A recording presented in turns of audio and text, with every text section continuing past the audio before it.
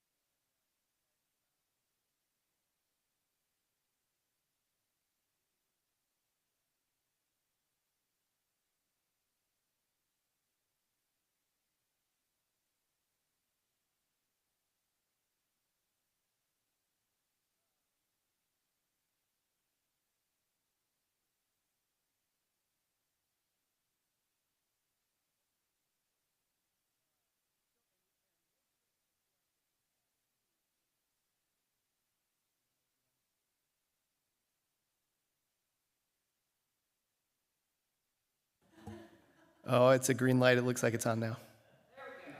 Yeah. I feel like you guys probably could have heard me pretty well without the microphone, but I think we're recording. Is that right? Okay, very good.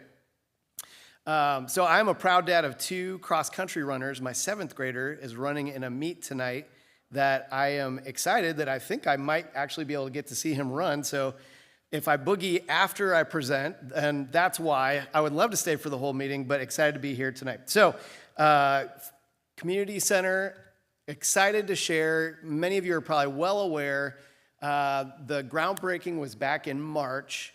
We are scheduled to open October of next year, October 2025. We're about 13 months out.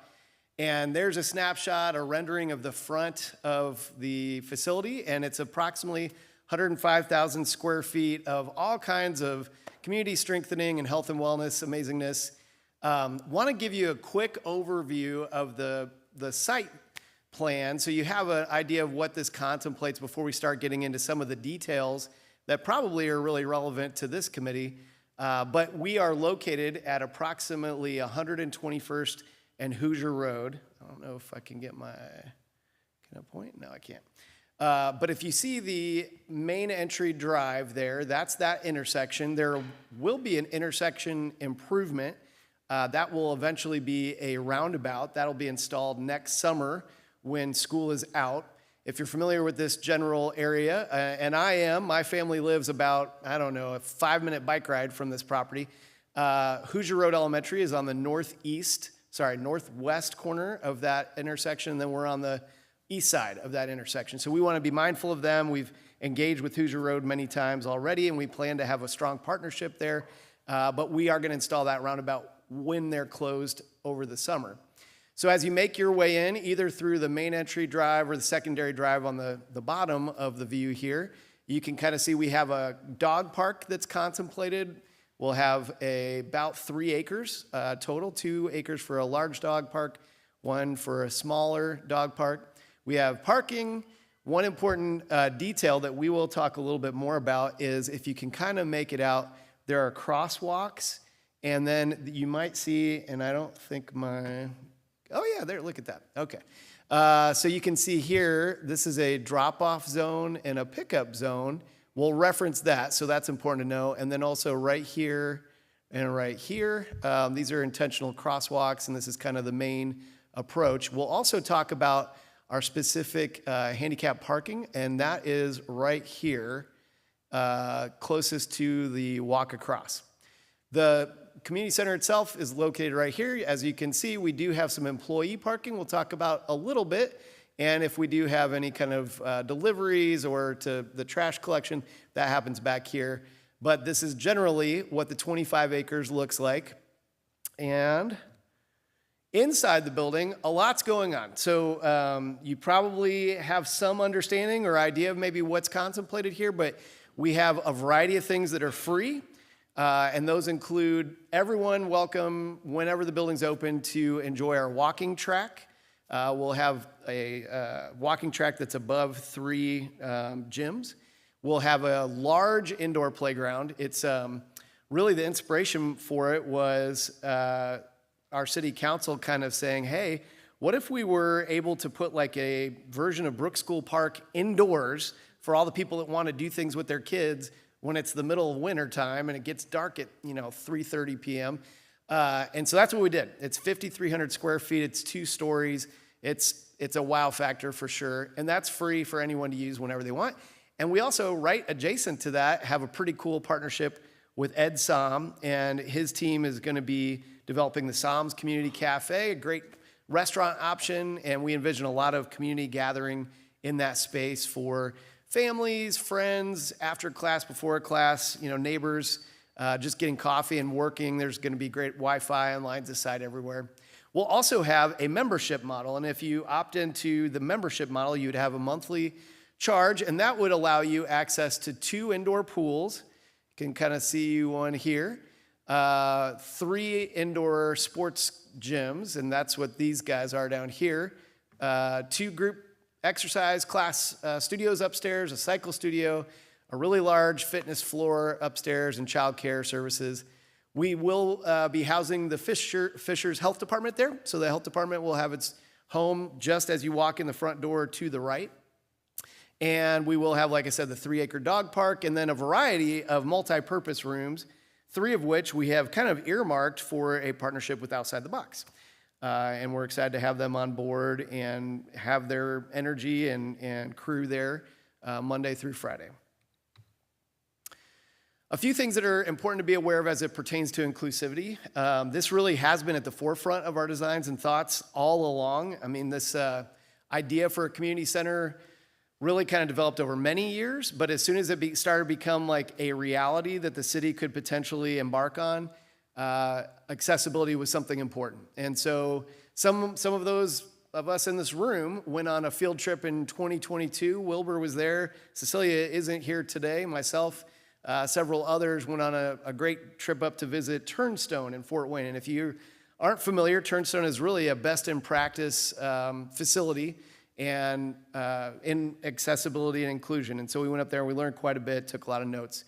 I actually have been here before, and based on other presentations here, we got input that changed the design of our community center. So about a year ago, a little more, I believe, it was early 2023, I talked a little bit about what the general ideas of the community center would include, and one specific thing that came out of that was, hey, the front doors, it's really much better if it's a sliding door and not a push button. And we said, let's get to work on that. That's what's in the plan now. We have auto sliding doors at the main entry, and we've worked on really accessibility for all of our doors around the whole building. We also made a strong adjustment. At one point, we had always contemplated having an adult changing table in a universal changing room or bathroom. But at one point, it was located kind of closer to the front of the building where our friends from Outside the Box would be. And in conversations with this committee, it actually would make a lot more sense for everybody if they were closer to the pools. And we said, yeah, duh, why did we not think of that before? So we moved them, and they are now right adjacent to all of the locker rooms off the pools. All the locker rooms are universal, which is great. And we've been focusing on a variety of other things, adaptive exercise equipment. Another specific thing that came up that actually I think Councilwoman Coble is working on is a water wheelchair for the pools. And we are going to make that happen. I think she's actually earmarking some grant dollars to specifically make sure that that part's going to happen next year. So we're very excited about that. And really the pool in general is very accessible. We have a lift for our big pool. We have a 0 depth entry and dual handrails for our warm water pool. And now we're going to have a water wheelchair as well. I mentioned the partnership with Outside the Box. We're super excited about that. What else am I forgetting here? Sensory room in our child care area, help alarms throughout, and on and on. So why this tonight is really great timing, we actually met with Jennifer Skolsky, and I just real quick raise a hands. Who is familiar with Skolsky Consulting? Okay, so then you know, but I'll explain to everyone, she's kind of a big deal in this realm. She does work not just here. She lives in Fisher's resident. She does work in our community, but not just there. She does work in Indiana, nationally, and even globally in ADA consulting and plan review. And so we contacted her several months ago, and she's kind of been a partner along the path as we've been developing our designs. Our designs are largely, finished with opportunities to make adjustments here and there. And she did a full review, and we walked through that with her last Wednesday. So less than a week later, here I am. Some of the highlights I just wanted to kind of go over. She really took the approach of, every step of the experience from the outside to the inside. And the first thing we talked about was accessible parking. We have a requirement of 8 spaces. We do have 8 spaces. I think 2 of them needed to be van accessible. We actually have all 8 van accessible, which means there's a striped zone just adjacent that's 5 foot by 8 foot, so that we will have a variety of opportunities for folks with vans and or just regular handicap parking. Also not necessarily required, but that we felt strongly we needed to include, we are going to have 2 accessible parking slots in our employee parking lot, as well as 2 in our dog park parking lot. We also talked quite a bit, and this is why I made a point of really emphasizing it, the drop-off and pickup zones we think are really going to be important for those with mobility challenges, and they may not, really want to walk through the parking lot to get in, or maybe even be able to. And so how does that look? Well, she recommended, and what we have in our plans are 0 grade change, so it will be at grade. There really will be bollards to prevent cars from kind of accidentally roaming into the pedestrian areas, but they're 4 feet 9 inches apart, which she was actually going to double check and make sure that that was appropriate, and we'll make adjustments if there need to be a different spacing, but she felt like that was probably well within standards as far as spacing goes. We also, on our walking lanes, really throughout the whole project, have ADA tabs kind of at all crosswalk areas, and a lot of labeling there as well. We talked about bathrooms, and of course we have ADA stalls, we have accessible countertops that are accessible to paper towels and soap dispensers as well. We talked about drinking fountains, both internal and external. All of our drinking fountains will have 2 heights, and one will certainly be the accessible height, and that will also be the same height as the water bottle filler. This blue model that you see on the screen is actually the exact recommendation from Skolsky Consulting for us to have outdoors at our dog park, and that's what we're planning on doing. It's Willoughby is the name of the manufacturer, and they have, as you can see, a variety of options there for humans and for dogs. So we're excited about that. We already touched on the auto sliding doors. She was thrilled about that. Membership turnstile. I'm actually going to have a slide about this here in a minute, but just so everyone here is kind of aware what this looks like. If you are a member and you come to use the facility, there will be a person working at a desk. You will show your credential. They'll scan you in. The gate will automatically open. The turnstile will open. It's plenty wide enough for wheelchair accessibility and walkers and really strollers and everybody. And you'll make your way through, and then it kind of automatically closes. We made a specific note of it, and it's well taken really for everyone. You can adjust the timing on those gates to be a certain time open and then closed. And we certainly will want to make sure that that's a very comfortable timing and not, kind of closing and bumping into anyone and then opening back up for everyone, really, but certainly for ADA considerations. In our lobby, there's a large staircase, and we wanted to talk a little bit about overhead, headspace, and making sure that that wasn't going to be any kind of danger issue for someone that may not notice it and and as they kind of walk under the staircase. Fortunately, what we have is actually fixed seating kind of underneath the staircase in a U shape, and so that blocks really anyone from going under any area, I think above or under 8 feet. And it's cane detectable. So really, she felt great about that. We felt good about the plan there as well. We talked about our adult changing table. There was a small hitch in the giddy up when we got to this specific part. The model that we have contemplated is the same model that she recommends. It's called a Pressalit, and it's located in an accessible universal locker room right next to our pool. Plenty of turn radius for everything. However, there is just the nature of kind of the space in the building and the room, the way it lays out. There's 24-inch clearing on the short side. If you might imagine, and I apologize, I don't have a blueprint to share, but the door opens, and then kind of on that same door side of the room is the changing table. It moves up and down. It's powered. But on the far side, I think it's something like 70 inches, and you can access the changing table anywhere you want along that way.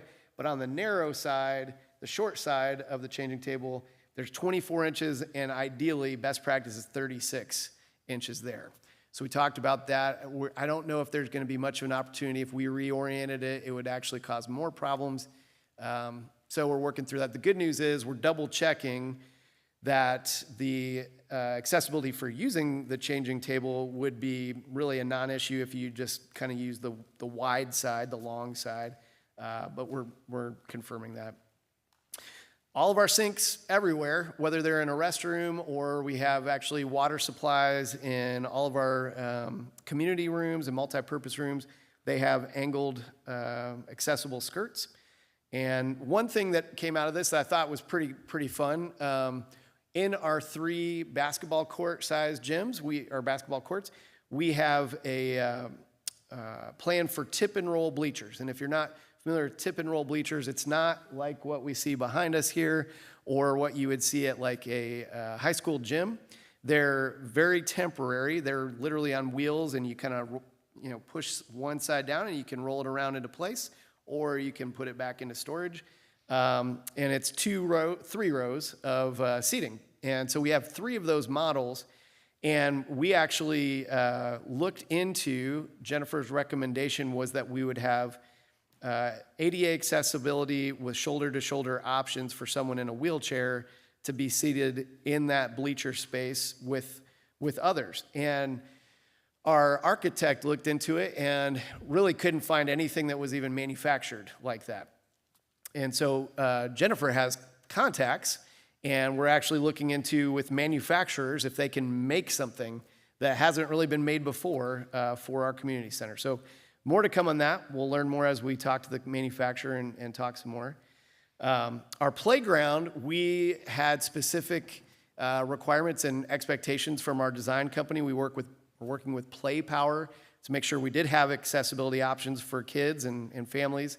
But we did not have that information available to get into the detail of that. So that's yet some more work that Jennifer will be, reviewing once she has that. And then one of the last things I wanted to make sure that we did have an opportunity to kind of get your input on something, because this came up Wednesday. This exact image that you see on the screen. Let me see if I can. There we go. So to orient you a little bit. Right over here, if you walk down this kind of gray hallway, that would be our main entry. Across from this would be sort of the entry to our playground. And then kind of further down this hallway would be where you would check in if you were a member. But this desk is more like a customer service or, kind of member registration area. This is where you would come in and say, hey, I had some questions, wondered how much this costs, what if I could get a tour here. We're interested in a swim lesson, so on and so forth. Can you work with our family to do this or that? And this is sort of what it looks like now. And as we got into it, I was very thankful that we had a 3D rendering that moved around at the time, because I actually was a little bit surprised the way this looked. And looking at 2D drawings, you don't see it in 3D necessarily. This counter height here, I believe, is 42 inches. And it goes all the way around here. And then this countertop here, I think it's 34 inches. And so that would be certainly accessible and good for anyone that wants to sit down. But really, as we started talking about it, Jennifer's comments were, it kind of feels like if you were in a wheelchair, like you're going to be stuck back here in the corner. and not like having the same experience as everyone else that might walk up over here. And I said, fair, although to be, clear for what the vision is for this area, this side is kind of where someone may greet you. And if you kind of had a passing question like, hey, when do you close tonight? They could answer that. If it was more like, hey, how much does membership cost? And I'm thinking about it, they would say, oh, come on over here. And this side is really where we would want to have longer experiences with anyone interested in the community center, because this is sort of a walkway. This is like a thoroughfare of, I think, a lot of people coming and going.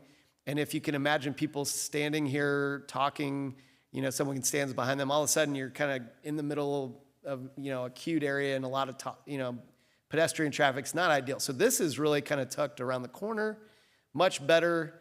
And really, I think a lot of people that come up to this counter may have a longer experience, like, hey, we'd like to set up a membership. Okay, we'll walk through the paperwork. And they're gonna probably want a counter. They're gonna probably wanna sit down. If they have kids, they're gonna want their kids to kind of sit down. So we talked through this. My question to you is, I think our thought was this probably needs to change for this whole thing to be this height and look, and this part needs to kind of go away. This part would be probably okay the way it is, although there was some comments or conversation about maybe part of this needed to be a lower counter as well. My main concern with the way it is right now too, you can't see the other side of it, but essentially there's like an 8-inch kind of top, and then there's like a lower counter. And I was like, guys, we're designing something where our staff are gonna have to sit down behind this counter and not see anyone. This isn't good. We have to make changes here for a few reasons. So I would pause a lot of me talking here and welcome any input on this design if there is any. Yeah. Why don't you make the whole thing short? We could do that. We could do that. So if I'm going to come, am I supposed to turn this on? Oh, hello. Ooh. If Fancy. I'm coming there with my little ones, right? You're going to want to leave chairs for those people, but those chairs will be in the way for someone who is using a wheelchair to ambulate. Yep. And if I'm in a wheelchair, I don't want to have to come around the corner to have eye gaze with the person behind the desk, because right now that higher side is excluding people who use wheelchairs from asking the same questions unless somebody's standing there. So if you did the whole thing short, but you had workspace on one side, it would accommodate everybody, no matter how tall they are or how their eye gaze is. And your worker, who may also be in a wheelchair, can sit the whole time and do their job well and be able to see people passing by as well as people at the workspace. And I think it too would be more of a better flow and less choppy, so that you have all of that at the same level. Otherwise, it's almost like Kelly said, you can't see what's going on right here, which is where you want people to ask the questions. And then also, and I know you can't handle where beams are, Yeah. but like for the beam to be where you're going, it's like you go past the beam. Yeah. Right? So I agree. I think just making the whole thing lower, I mean, I could see where you might want it a little higher on that thoroughfare or whatever fairway, whatever you called it, but it just might make it easier and a better flow. And easier for people to ask questions. I mean, you might even have kids that genuinely are asking good questions to workers there, that might be intimidating too. Well, So, even this furniture. I was going to say, what we're doing right now, like where we're sitting, Yeah. there's only like maybe a 6-inch rail. Because obviously, let's talk about the person who's very grabby, right? I don't want to encourage people to just reach across and grab the phone or reach across and grab what the worker's business is. But you could do that on that side and then do that whole other side with a few chairs as a workspace where anybody could join. And I would put the chairs over in the corner so the person with the wheelchair can go right up to the first spot. Yeah. Good points all around. I like the idea with limited mobility, we could have people behind the counter with limited mobility. 100%. So that's gonna Hope you do. open up a whole opportunity. And that's something throughout the building. We actually have a few desks kind of like this that we made sure there was stations that you could be seated for and do your job just, the way it should be done. Thanks for asking. Of course, yeah. Well, thank you for the input, and I would agree, and I think 100% if this design actually wound up being what we went with, which it will not be, that's what people would say. Go around the beam, go around the pole. And we don't want that. So I think those are all great points. I think the only thing we kind of talked about, and I haven't gotten it, but I think our architect's working something up. We talked about like, let's see what it looks like to go, get my cursor here, this whole side like this, and then this side, instead of the way it is right now, maybe just make that a countertop. So there's not like this kind of shelf down below. So there's ample seating for staff, or like, it is good customer service to have some eye-to-eye kind of standing opportunities too, and ergonomically, we talked about that. It's good to have an opportunity to kind of sit and do your job, and then sometimes stand and do your job. So maybe there's an opportunity to do like half and half on this side for the lower and upper, but we can play with it a little bit. Great input. Let me see here. What's this barrier? This barrier is about 6 inches, I think. Yeah. Yeah, so fairly similar. And really, that's the short and sweet of it. I have video walkthroughs that are fly-throughs and kind of this bigger, these are all materials that are online, kind of exploded views of the facility, but I'm happy to answer any questions or go through anything. Do you guys have any idea yet what you expect the membership to be? Cost for membership? Not yet, but soon. We plan actually on, we do have an idea, but we'll be kind of publicly launching that early part of 2025. We'll probably be pre-selling memberships, hopefully as early as January. And you must be a member, you must be a Fishers resident to be a part of? Nope. No, it'll be a different membership cost? There will be some Fishers resident discounts, but it'll be, everyone's welcome all the time. And this question actually came up in a case conference randomly because the person knows I was on the board here. HSC students and families, but Noblesville address. So Fisher Schools technically, but Noblesville address. So I get it, and I get that there has to be a line and a boundary, but. Well, we have the same kind of situations in parks, for camp registration and different things like that. And generally, if they are, and there's on the other side of the community, some that are in McCordsville as well, but they're actually Fishers. And so there's a handful of those that are kind of built into our GIS, and it should be pretty smooth. But if we encounter those in real time, we'll work through this. But my expectation for that is if you go to HSC schools, you're part of our community. What about corporate memberships? Yes, thanks for asking. Absolutely. And just last Friday, we posted for our second position, and that's our membership manager, and that'll be part of their tasks when they are hired. Start building that out. So I think everybody that wants what they want will use whatever they can to move the shells around, right? And there was some indication in conversations recently that outside the box should only allow people from Fishers to be in their program, because since they're going to be at the rec center, they can't go there if they're not from Fishers. And I wanted to clarify that because it puts outside the box in an organizational position to determine whether we should still be in a partnership, because we do have folks that come from all over to come to that program. So I'm glad to hear that it's going to be open to all people all the time. Yes. Yes, it is. As you're addressing fees, are you thinking just individual fees, or are you thinking family fees? Both of those. Both. Yep, there will be, I believe, 4 different categories. So something for if you're a single individual, something if you're a family, something if you're single with a household, or 2 people living together with a household. There'll be some options there. And then there's Just going like to be health insurance, Yeah. all kind of the things. Yeah. Hopefully a lot less headaches and a lot more fun. Good. Any Sorry, other- I'm back to corporate memberships, Yeah. sorry. But just one clarification. Obviously, corporations have staff from different communities.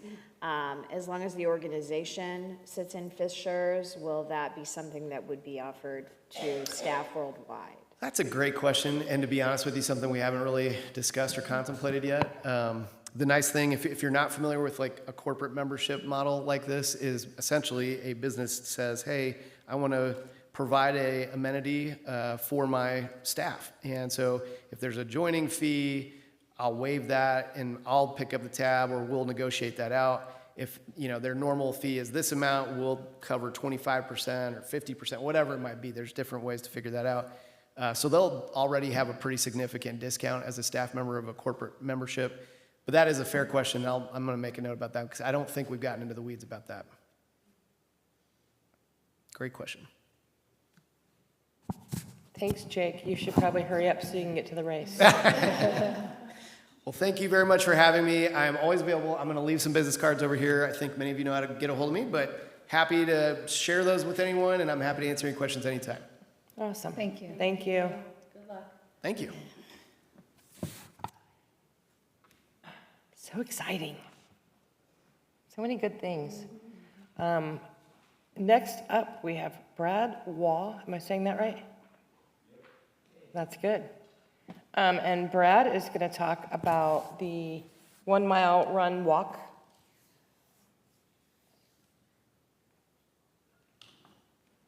And Kay is offering technical support.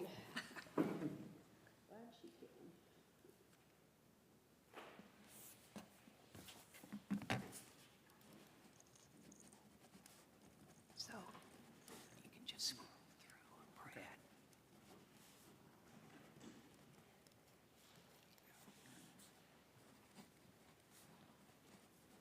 All right, I'm a little nervous here. I don't know.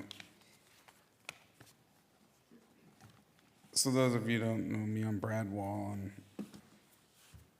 I had the honor to go to the breakfast with the mayor, and happened to be sitting with Marcy at her table, and came up with the idea of the 1K to give an opportunity for people that can't run or just want to participate in physical activity to join in all the fun and festivities, and want to get shirts in the number thing.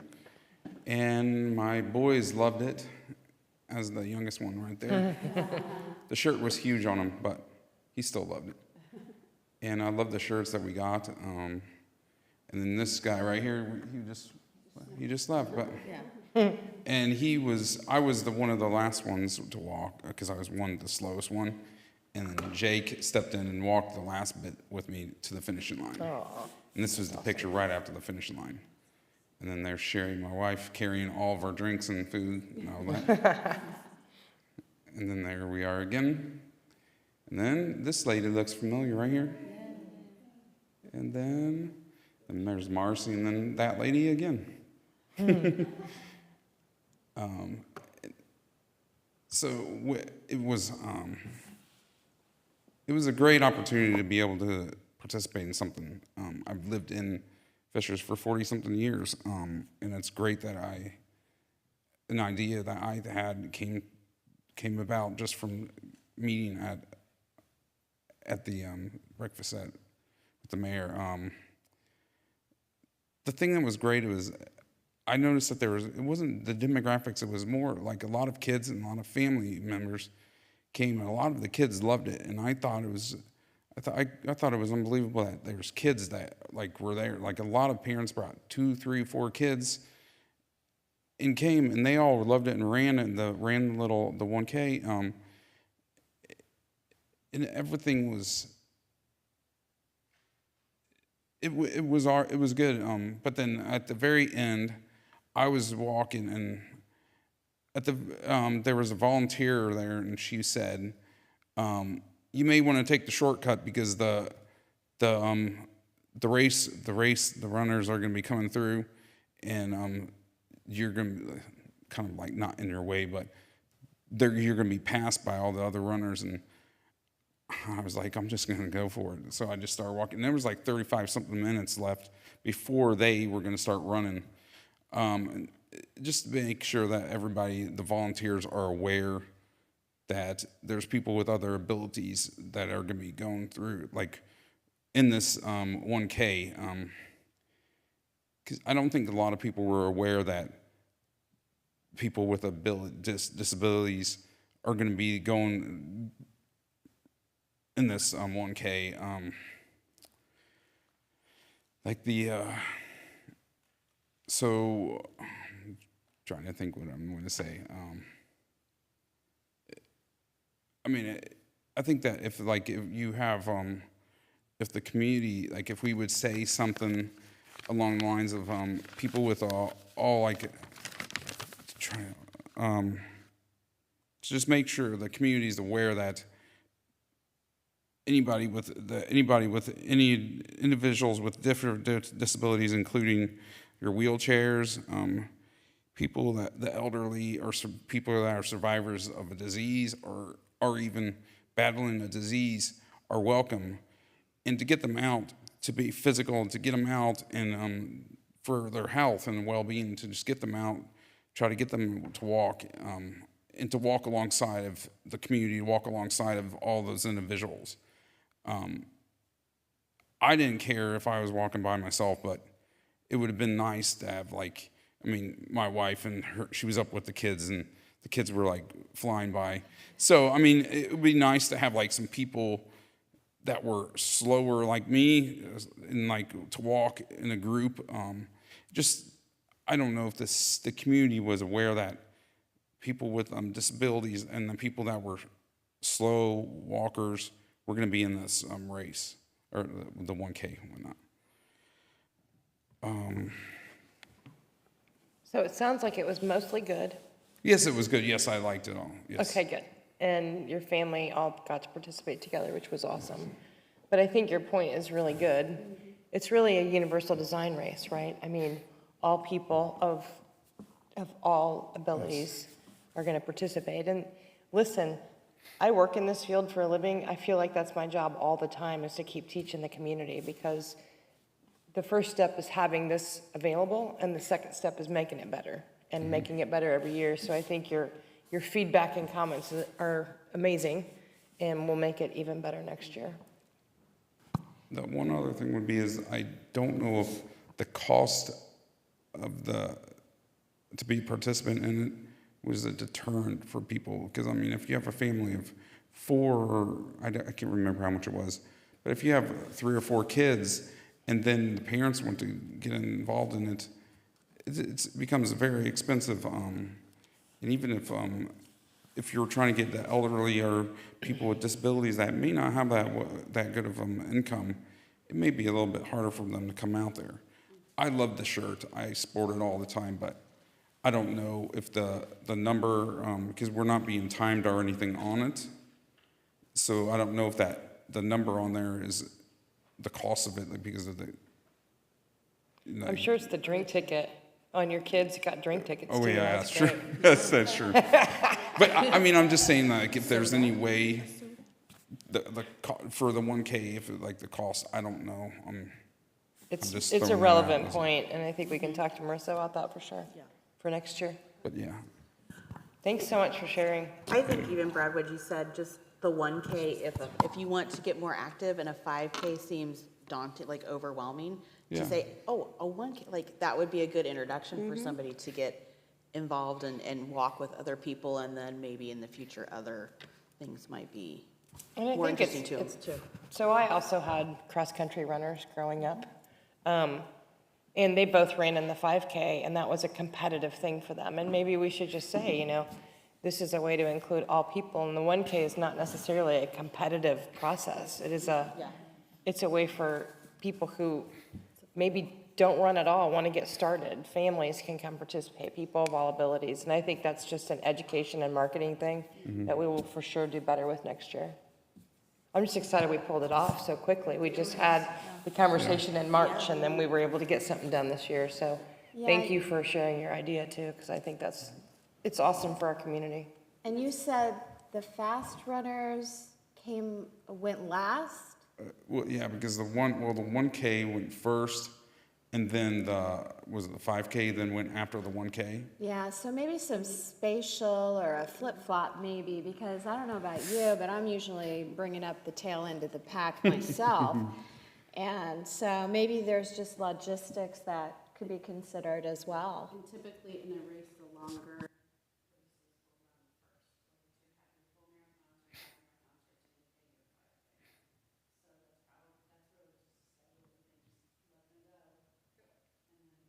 And that leads me to another point, because when we were lined up at the start, it was just basically the 1K, the and 5K were all grouped together, and then they basically, I don't know how they did. So, all right, get ready to go, and then the 1K people had to weave in and out through all the other 5Ks and then go. It wasn't just like grouped, like I'm picturing like a 1K or 5K, all the people, the runners all together and they take off.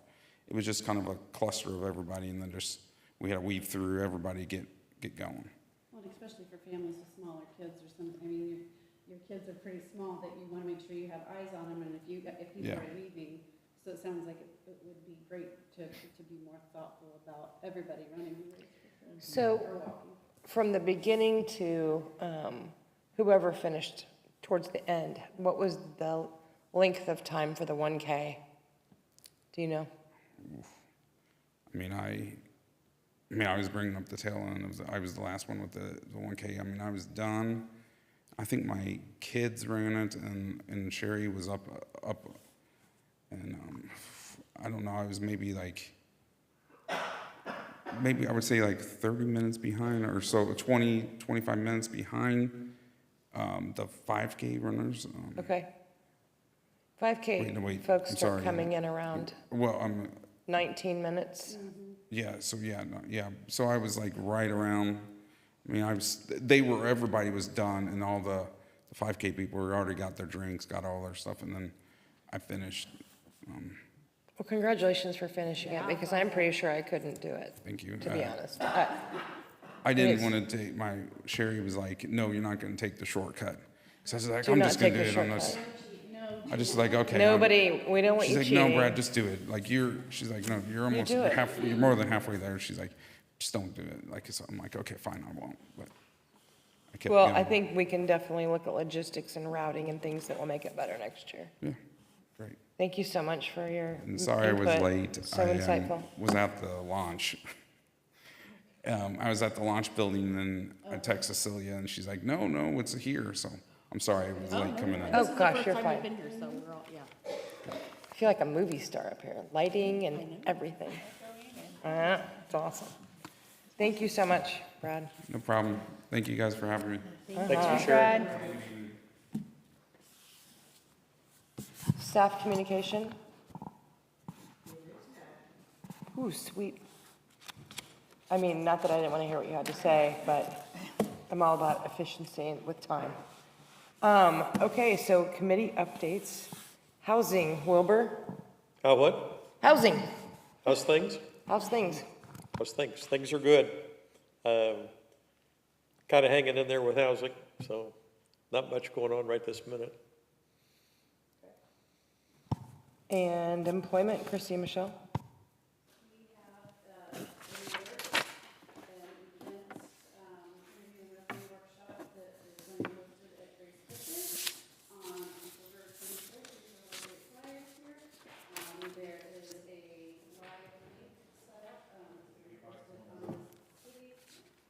It's going to be posted on the city's website.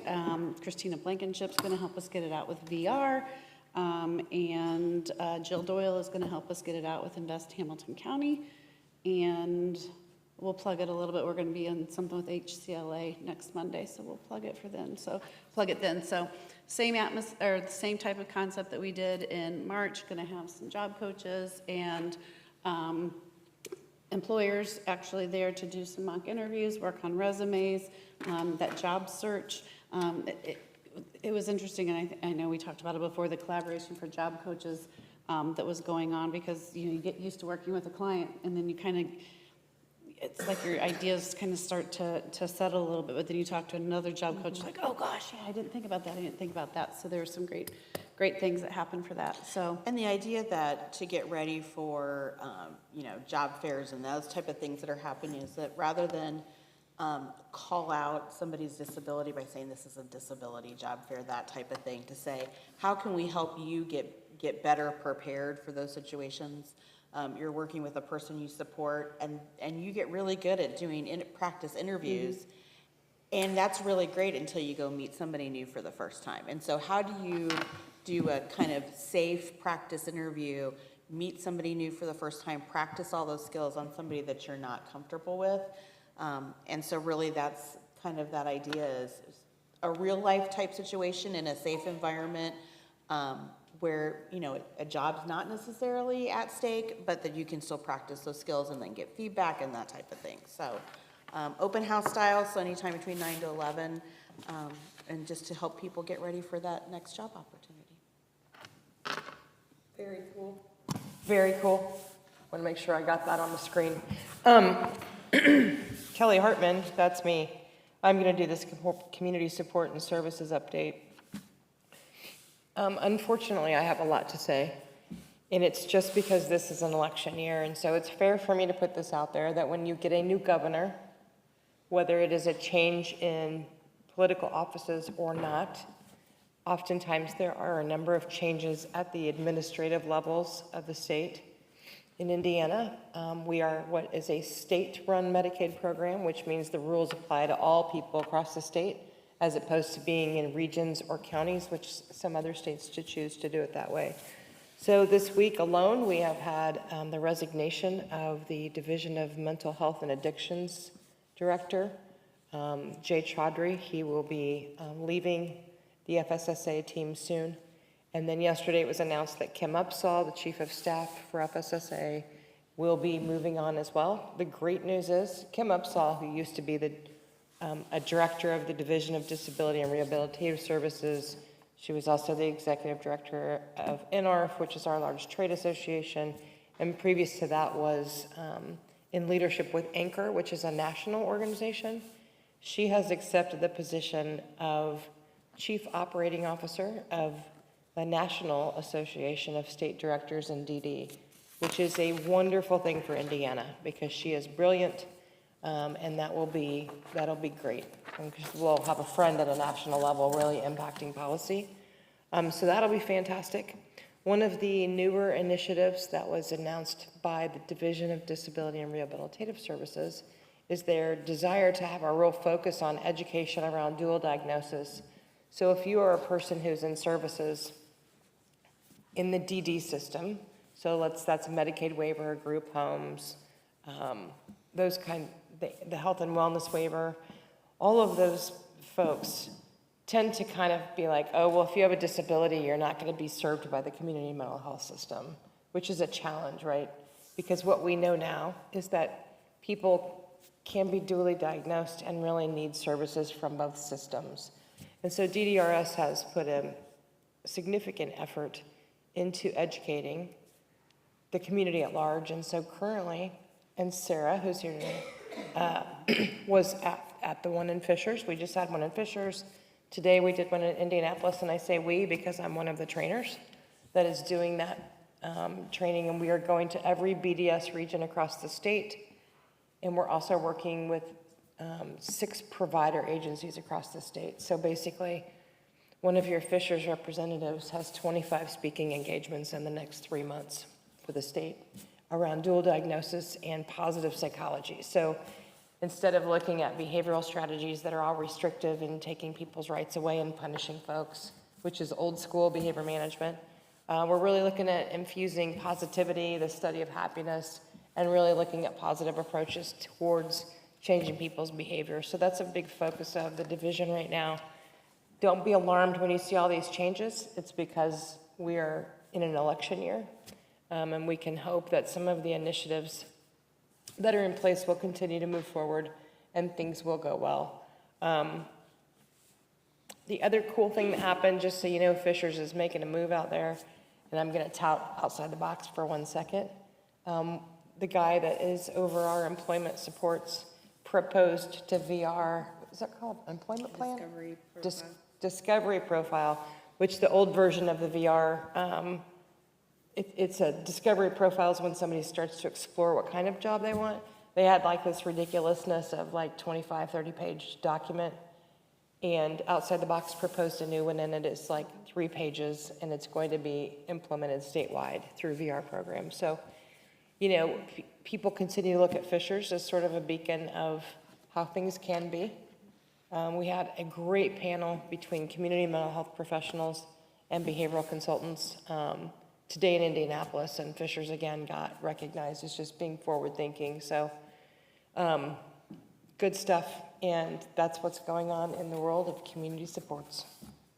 Next on the agenda, that was a lot in a pretty quick amount of time. Networking and social opportunities. Dorothy is going to give us farmers market recap, which I heard was amazing.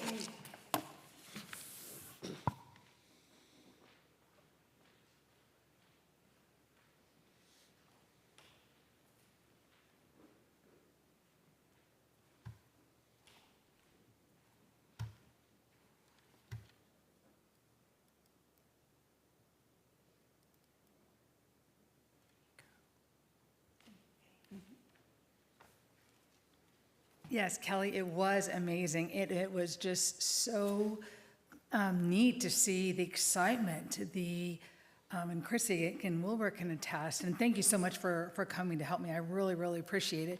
Just the enthusiasm on people's faces, the performance out of the box, singer sang on the stage, and it was just incredible. They were just so happy. And then the bowl dancers, they were just amazing. And I had people come up to me afterwards and they were just excited. In fact, a lady I went to high school with, her sister, she came up and she's like, I didn't know this existed. And she was just so thankful. And it was just really, really a really neat time. Currently, we are working on next year's date, so that's going to be coming. Let's see, I want to go through some of the pictures. This is one of the art displays that where she was selling art. I think it's Krista is the artist. And then there's Out of the Box. I'm sorry, Best Buddies. Sorry, there's Best Buddies. They came for the day. Then Janice. They sold some of their various little gourds, and then they had other things that they had sold. And I bought one of was that Best Buddies? But I bought one of the little bowl pot holder type things. They're just really neat. There's our Out of the Box singers. They're pretty good. They are. They're really good, yeah. And I liked that the banner that said we're all in this together. And it just reminded everyone we are all in this together. Then other items that were for sale. And those are just some of the highlights of pictures and I have more pictures, but I was limited. So, but it was just great. Again, just the excitement. All the vendors were very appreciative for being there. We had 12 exhibitors or vendors. We had 22 sign up. So 10 did not show up. It was very hot. It was very hot. But I maybe, and that's some lessons learned for maybe next year. Maybe we have a fee that we charge to be a vendor. There's just a lot of different things, because this year we did it at no charge just to see, who would be able to come and be a vendor. But now we know that if there's no skin in the game, maybe people aren't going to show up, or for whatever reason. But anyway, that's a lesson learned. Also, I sent out an email for feedback and more visibility and signs with letting them know of the people with this different abilities in the back having various things for sale. That was some of the feedback that we received, just more exposure, more signs, and maybe some announcements from the stage, or a few more announcements. One thing I did note, and thank you, Wilbur, we had the Fishers Advisory Committee on Disability had a table, and we had where we gave out the accessibility packets for like a checkout, and they could check in when the event was over. And we did not have any signage on our table at all. So Wilbur went home and printed it off, and we stuck a sign, printed sign on our table. And I noticed when I did the Fishers or the Sparks 5K thing that Brad was at, we did not have the signage there either at our table, or at the Sparks 5K. I think at the 1K we may not, but at the 5K we did not. So getting some sort of table cover or something that has the Fishers Advisory Committee on Disability would be good for this event, future events, but definitely for the Accessibility and Inclusion Day, because it didn't look as professional and represent us like I think it probably should. I'll make sure that happens. Okay, thank you. That's just feedback that we can all use for future. So yeah, I am so excited for next year, and I will send out a date as soon as we get that nailed down. But it was just amazing. It brought tears to my face because it was just seeing all the smiles, seeing everybody having a great time, and the vendors just, again, selling their product and just getting a lot of community support and being heard. And being seen, that was important. I think So- one of the things you and I talked about was kind of the location. We're kind of like on the other side of the hill, which was nice to be by the splash pad, just for access. And, I mean, some of our vendors, they got hot, so they'd go whatever, but, Yep. but we were kind of also just far enough away from everybody else that if you didn't really look, you wouldn't see that area. But you did a great job. It was thank you, really well Chrissy. received. It was wonderful when people were stopping by the table. Oh my gosh, we've heard about this, and we know that Carmel's trying and this and that. But there was a lot of great feedback about this committee and this council. So, but your hard work was very apparent. It looked great, and people were there and happy and engaging, and it was hot, but it was a good event. It was hot, but thank you, yes. And so I'm just very happy. It was hot. I will, on behalf of all of us and just really the whole community, thanks for your hard work, because again, it was something we did for the first time this year. It's exciting to see the work of the community around us. I mean, we're just here as leaders of that initiative, but it was great, and I heard such good things about it, and I'm excited about next year. Well, I couldn't have done it without each one of you, because you got the word out. We got, like Cecilia brought in the Bold group, and then Out of the Box singers. So everybody on this committee participated and made this event a success. So it wasn't just me, but it was everybody. So I really appreciate fun. everybody's help with that. It's great, and I know I can speak from the choir. They loved being here and loved being a part of it, so I'm very excited. Thank you very much. Is there anybody that has any additional things that they would like to mention? Just real quick, we had a call yesterday, I say we three. We're going to be panel speakers for HCLA, so the Hamilton County Leadership Academy, and there'll be a moderator from Accessibility. And we're going to talk about disability employment, so that will be next Monday. Do you guys know the time? I think it's 9 to 10:30. At the library in Noblesville. Yep, at the library in Noblesville, so just FYI. Very cool. Anybody else? Do we want to recognize any of our guests? We would love to recognize our guests. Do you want to be recognized? Sure. I'm Carol Stanton, and my son Michael is disabled. We've had some struggles, and anyhow, I wanted to get involved. And we would love for you to be involved, and we would love to help you in any way so that you don't have so many struggles. How about you?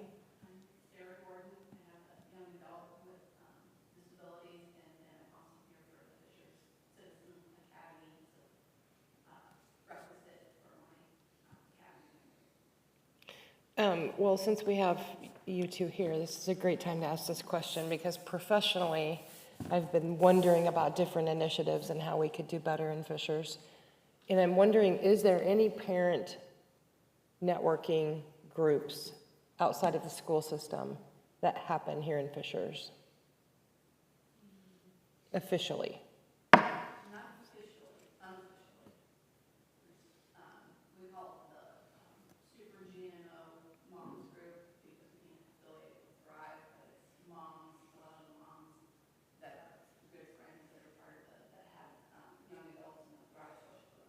Okay. Because I've been thinking a lot about, for example, in Greenfield, they have a group called Fuse, which is Families United for something, SE. But it is a really active, family-oriented group, and it's just such a support to the families that are involved in it. Knowing that other people are going through the same thing is powerful and needed.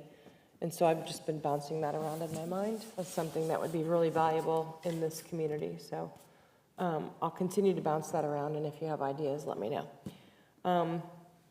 I'm gonna close in a weird way because he's not here, so I can't quote him word for word what Scott Fadness says, but I'm still struck when we had the mayor's breakfast that he said, you know, his tagline for the city is, Fishers is vibrant and entrepreneurial and something else.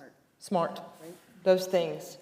But he said, you know, he really wants to add to his previous statement for all. And I just think that the work this committee is doing in our community at large and the people who, you know, really want to be better, are making this a community for all people. And we still have a lot of work to do, but thanks to your hard work, we keep making things happen, making Mayor Fadness proud of this community that he's such a leader.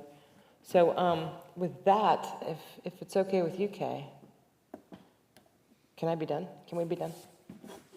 We can be, listen. I call this meeting adjourned. Thanks, guys. Nice report. Well, thank you. It was just.